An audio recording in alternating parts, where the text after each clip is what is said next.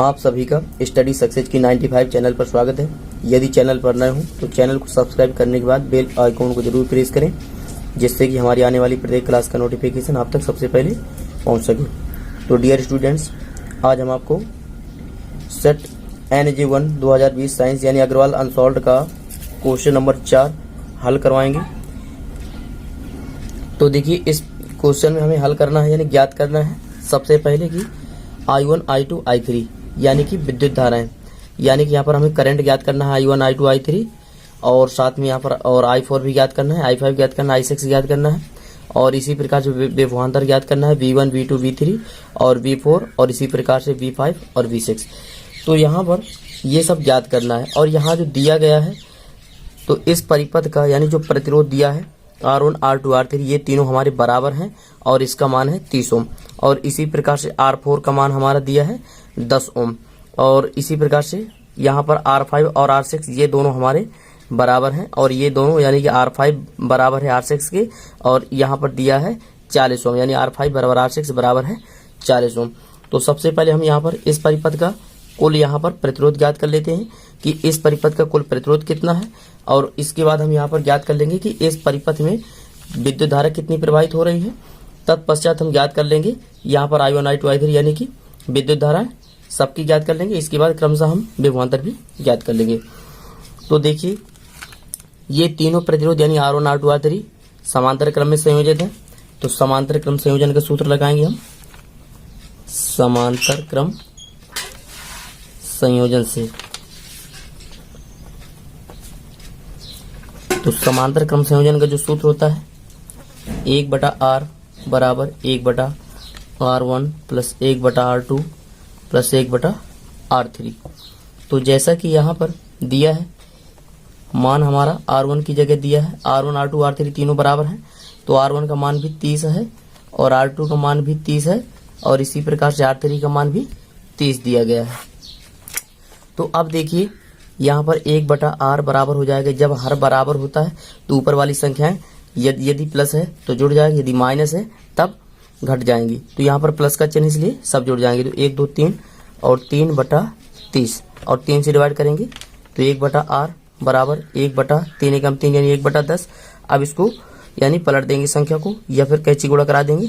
तो R यहाँ से इस प्रकार से कैंची गुणा करा देंगे तो R बराबर आ जाएगा हमारा 10 ओम। तो यहाँ पर यानी इन तीनों का जो कुल तुल्य प्रतिरोध आया है 10 ओम। अब हम ज्ञात कर लेते हैं यहाँ पर R5 और R6 ये दोनों भी हमारे समांतर क्रम में संयोजित हैं।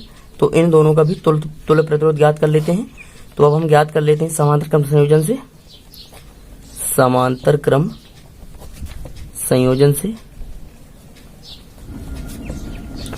तो समांतर क्रम संयोजन का जो सूत्र होता है हमारा 1/R और बराबर होगा 1/R4। यहाँ पर R5 दिया है तो R5 रख लेंगे और प्लस 1/R6 और यहाँ पर पहले हमने इसको R मान लिया है, अब यहाँ पर मान लेते हैं इसको R डैश। तो इसलिए यहाँ पर हो जाएगा हमारा 1/R डैश बराबर हो जाएगा R5 बराबर है R6 के और इसका मान दिया है 40 तो 1/40 और प्लस 1/40।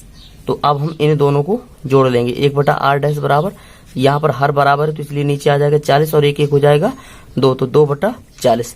तो इस प्रकार से हमारा आएगा 1/R डैश बराबर 2 से भाग करेंगे 2 का 2 और 2 दूनी 4 तो 1/20। अब इनका कैंची गुणा करा देंगे तो यहाँ पर आ जाएगा हमारा R डैश बराबर 20 ओम।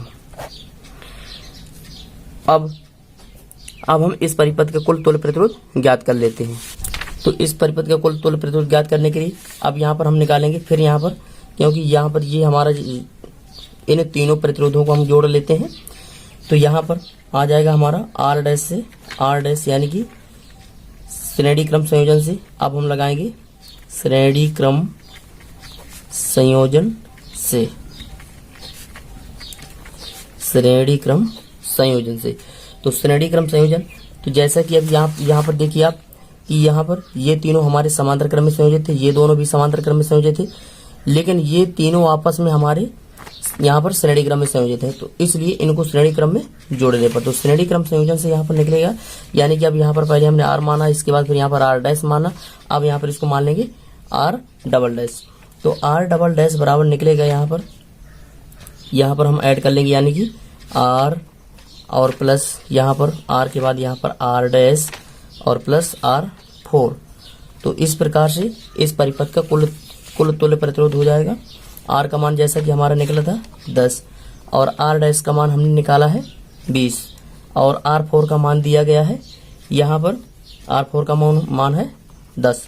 अब इन सबको हम ऐड कर देंगे, 20 10 30 10 40। तो यहाँ पर यानी इस परिपथ का कुल तुल्य प्रतिरोध हो जाएगा R डैश बराबर 40 ओम। तो अब हम ज्ञात करते हैं इस परिपथ में कुल प्रवाहित विद्युत धारा। तो विद्युत धारा का जो सूत्र, यानी विद्युत धारा को ज्ञात करने के लिए सूत्र का यूज करेंगे V बराबर IR। तो यहाँ पर V का यानी इस परिपथ का जो विभवांतर दिया गया है 16 वोल्ट और I का मान हमें ज्ञात करना है और R का मान हम यानी कि R डैश का मान हमने निकाल रखा है 40 ओम। तो 40 रख देंगे। अब यहाँ पर हमें I का मान निकालना है, तो इसलिए यहाँ पर यानी 16 अपनी जगह हो जाएगा और यहाँ 40 गुणे में है, जो संख्या गुणे में होती है वो जाती है भाग में। तो 40 16 यहाँ पर 16 की बटी में आ जाएगा 40 और बराबर हो जाएगा I के। अब 4 से भाग करेंगे, 4 चौको 16 और 4 एकम 4 और इस प्रकार से यहाँ पर एक जीरो भी बचा रहेगा। तो इस प्रकार से यहाँ पर यानी एक अंक बाद दशमलव लग जाएगा, क्योंकि नीचे एक जीरो है और जितने जीरो होते हैं उतने ही ऊपर अंक, यानी उतने अंक बाद हमारा दशमलव लग जाता है। तो यहाँ से I बराबर आएगा, तो 4 के यानी कि 4 हमारा एक अंक है और इसके पहले एक अंक बाद दशमलव लगाना है। तो I बराबर होगा 0.4 और मात्रक होगा इसका एम्पियर। तो इस परिपथ की कुल विद्युत धारा आ जाएगी यानी 0.4 एम्पियर। अब हमें ज्ञात करना है इस परिपथ के क्रमशः यानी विभवांतर V1 V2 V3 और V5 V6 और यहाँ पर V4। तो विभवांतर ज्ञात करने के लिए जो सूत्र होता है हमारा, यानी कि जो V बराबर होता है, यहाँ सूत्र जो होता है हमारा V बराबर IR। अब पहला विभवांतर ज्ञात करना है, इसलिए V1 बराबर होगा I1 और R1। तो यहाँ पर I1 निकालने के लिए तो यहाँ पर देखिए कि समांतर क्रम संयोजन में यहाँ पर विद्युत धारा का मान बदल जाता है और यहाँ पर तीनों यानी प्रतिरोध बराबर है, इसलिए यहाँ पर जो विद्युत धारा होगी तो विद्युत धारा 3 भागों में बट जाएगी। तो यहाँ पर इस परिपथ की कुल विद्युत धारा थी 0.4 एम्पियर। तो यहाँ पर जो 0.4 है तो 0.4 रख दिया जाएगा और V1 निकालने के लिए यहाँ पर यह विद्युत धारा 3 भागों में बट जाएगी, इसलिए 3 का भाग कर देंगे। और R1 का यहाँ पर जो मान दिया गया है R1 R2 R3 तीनों बराबर थे यानी 30 ओम, तो यहाँ पर हम रख देंगे 30। अब इसके बाद इनका गुणा करा देंगे, तो यहाँ से 3 से 3 एकम कट जाएगा, 3 एकम 3 बच जाएगा 10 और यानी 0 का गुणा या 0 हमारा दशमलव से कट जाएगा, तो इस प्रकार से आ जाएगा 4। तो V1 बराबर आया हमारा 4 वोल्ट। अब इसी प्रकार से V1 जब V1 बराबर 4 वोल्ट निकला है तो V2 होगा, V2 बराबर ही हमारा 4 वोल्ट होगा और इसी प्रकार से V3 का मान भी हमारा 4 वोल्ट निकलेगा, क्योंकि यहाँ पर R1 R2 R3 बराबर है, इसलिए V1 V2 V3 बराबर भी हमारे सेम मान निकलेंगे। अब इसी क्रम में हम आगे बढ़ते हैं। अब हमें निकालना है V5। तो V5 निकालने के लिए भी यही प्रक्रिया करना होगा, यानी I5 और R5, क्योंकि V बराबर होता है IR। तो यहाँ पर हम क्या करेंगे कि I5 यहाँ पर हम देख पा रहे हैं कि R5 और R6 दोनों बराबर हैं। तो यहाँ पर जो विद्युत धारा है इस परिपथ की कुल विद्युत धारा 0.4 एम्पियर है। अब यह 2 भागों में बट जाएगी, तो 2 भागों में बट जाएगी, इसलिए हम 0.4 को 2 से भाग कर देते हैं। और R5 का यहाँ पर जो मान है, क्योंकि R5 बराबर था R6 के, तो R5 और R6 ये दोनों बराबर है, इसलिए R5 बराबर है 40 ओम। तो यहाँ पर हम 40 रख देंगे और इसको अब 2 से डिवाइड करेंगे, तो यहाँ और यह दशमलव हमारे इस 0 से कट जाएगा और 2 से डिवाइड करेंगे, 2 का 2 2 दूनी 4, तो 4 दूना 8। तो इस प्रकार से V5 बराबर, यहाँ पर V5 का मान आएगा 8 और यहाँ पर V5 बराबर आया 8 वोल्ट, इसलिए V5 बराबर V6 बराबर हो जाएगा हमारा 8 वोल्ट। अब इसी क्रम में हम आगे मान निकालते हैं R4, यानी कि अब हमें निकालना है V4 का। तो V4 का मान निकालने के लिए सूत्र लगाएंगे हम I4 और R4, क्योंकि V बराबर होता है IR। तो यहाँ पर जो I है तो I का मान यानी कि यहाँ पर चेंज नहीं होगा, यानी क्योंकि यहाँ पर R5 यानी कि केवल एक ही प्रतिरोध है, इसलिए इस परिपथ में जितनी विद्युत धारा प्रवाहित हो रही थी तो यहाँ पर 0.4 ही प्रवाहित होगी।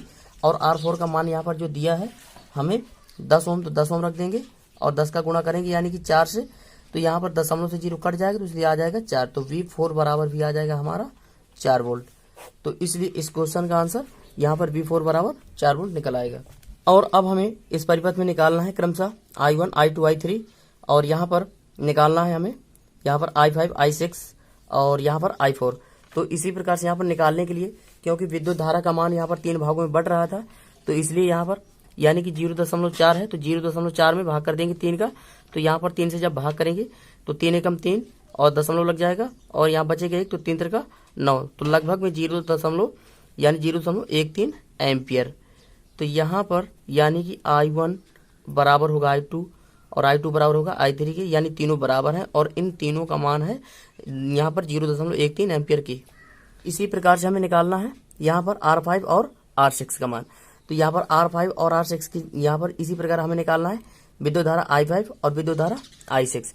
तो I5 निकालने के लिए यहाँ पर देखिए I5 बराबर है I6 के, तो इसलिए यहाँ पर जो विद्युत धारा यानी कि इस परिपथ की कुल विद्युत धारा 0.4 एम्पियर थी, तो 0.4 यानी 0.4 को 2 से भाग कर देंगे तो 2 का 2 दूनी 4, तो यहाँ पर आ जाएगा 0.2 एम्पियर, यानी कि I5 बराबर I6 बराबर 0.2 एम्पियर। अब लास्ट यहाँ पर निकालते हैं I4। तो I4 यहाँ पर भी हमें निकालना है। तो I4 निकालने के लिए यहाँ पर V4/R4 का सूत्र लगाएंगे, क्योंकि I बराबर होता है V/R। तो यहाँ से I4 का मान निकालने के लिए V4 का मान हमने निकाला था और V4 का मान निकला है हमारा 4 वोल्ट। तो यहाँ पर हम रख देंगे 4 और यहाँ पर जो R4 का जो मान दिया गया था 10, तो I4 बराबर हो जाएगा यहाँ पर, यदि एक यहाँ पर हमने बताया था यदि 0 नीचे होगा तो ऊपर दशमलव लगेगा, तो यहाँ पर 0 लगा है इसलिए ऊपर जाएगा तो 1 अंक बाद दशमलव लग जाएगा, तो 0.4 एम्पियर। तो इसी प्रकार से हमने सभी के मान निकाल लिए हैं और आई होप आपको यह क्वेश्चन पूरी तरह समझ में आया होगा। तो डियर स्टूडेंट्स, आपको यह वीडियो कैसा लगा? यदि आपको यह वीडियो अच्छा लगा हो तो कृपया वीडियो को लाइक, सब्सक्राइब और अपने मित्रों को शेयर जरूर करें। Thank you watching for this video. जय हिंद।